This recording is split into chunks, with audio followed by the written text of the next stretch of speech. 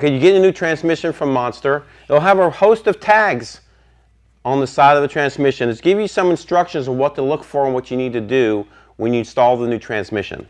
The one we're going to focus on today is listen. And like, listen for what? Well, you need to listen as you install the torque converter on the front of the transmission. So we're going to go through that process and explain what to listen for as you install a torque converter. Now you need to install a little bit of Transdel or some grease, and what you want to do is you want to put that here on the front hub of the converter. This will also ensure that you don't rip or tear the front seal as you install it. You also want to put some Transgel on the end of this rubber lockup sealing ring on the end of the input shaft. Now before we install a converter, we do need to add some fluid.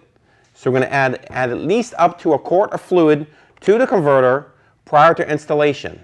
This will help prime the pump as you install it on the converter. Now is where you want to lift the converter and install this hub over this input shaft.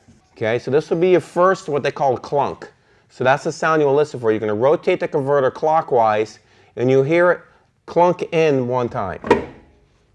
Okay, that's your first clunk.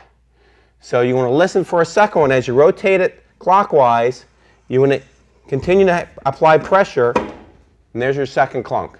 The other thing to ensure that the converter is all the way installed is that you should have at least an inch, inch and a half clearance between the mounting hub and the front of the bell housing. This is what you want to listen for, is installing the converter, rotate it clockwise, and continue pressure pushing towards the transmission until you hit a second clunk, and now we know the converter is all the way installed.